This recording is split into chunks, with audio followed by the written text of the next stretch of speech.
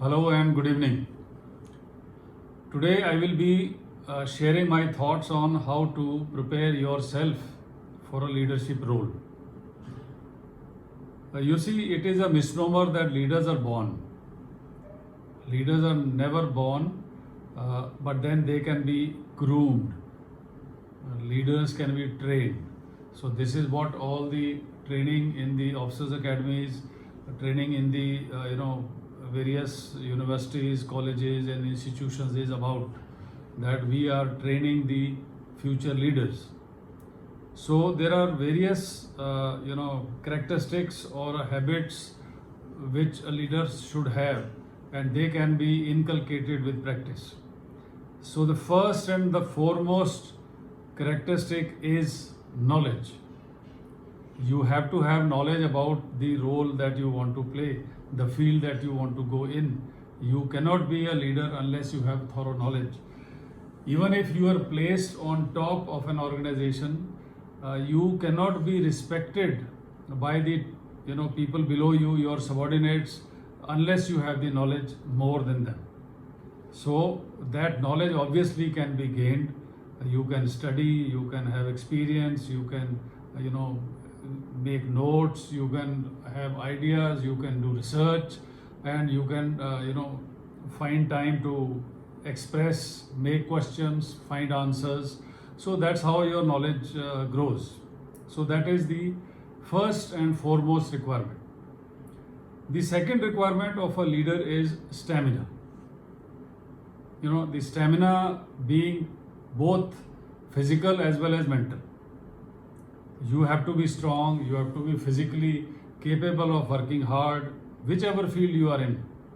You may be a paramilitary person, you may be a academician, you may be a doctor, you may be a businessman.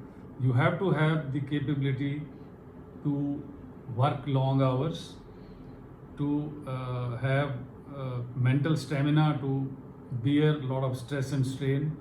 So the stamina is very, very important, because if you are weak, or if you are you get tired, or you get distracted, you get dazed out by the details of the demands of your profession, then you cannot be a leader. The third thing is composure. Now you will, as a leader, be faced with various challenges day in and day out. There will be competing requirements on your time. There will be challenges in which you will be forced to weigh options to do this or to do that, and then there will be costs to each of those options. So you have to weigh the costs, and then you have to also be able to take those pressures and not show any strain or stress or panic on your face, or in your behavior, or in your communication.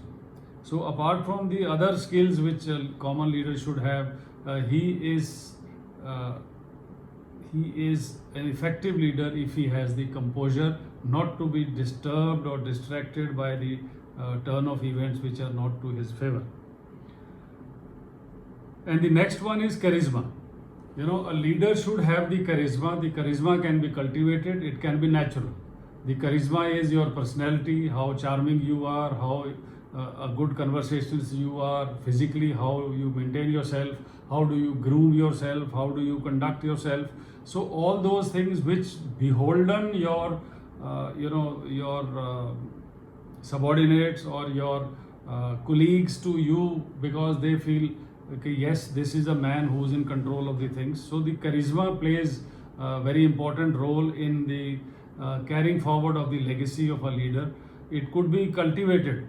There have been army commanders or field marshals in the Second World War who used to have very funny caps with 2, 3, 4 emblems on their caps, or somebody could have a very flashy dressing sense.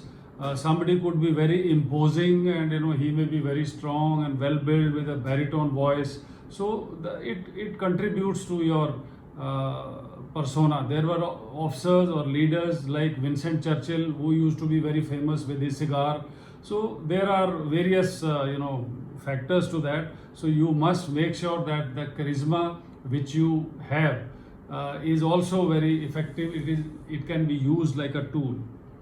Thereafter, whichever organization you are, you have to have a vision. Without a vision, you will not be able to lead the organization anywhere. You will not be able to make a difference, and that is what is the requirement of a leader.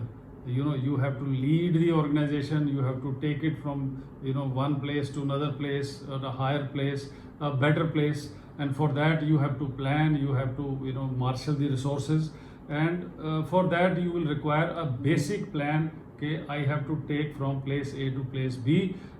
What does it involve? Thereafter you break it down, and then you work out each separate stage to get the desired results, maybe in a sequential manner. So that is what is the job of a leader. So unless you have a vision, broad vision, long-term vision, you will not be able to be successful and not be able to do much. And last but not the least is the empathy. You may be a leader who is very highly removed from the rank and file, or you may be a leader who is very closely interacting with the people. But whatsoever it is, you will be having your immediate subordinates, you will be having people, and then those people have families, they have children, they have needs, they have the requirements, they have their moods, they have their weaknesses, they have happy days, they have bad days. So you have to have the empathy to understand from where a person is coming from, what are his plus points, what are his strengths, and then you exploit those strengths, nurture those weaklings, and then they will automatically be beholden to you and follow you. So that is a very small narration of facts. There are many facts of leadership, but then we will slowly cover over them, and then if you can digest these 6-7 points which I have told you and think about it, you will be able to generate your own ideas. Thank you very much. Take care and good night.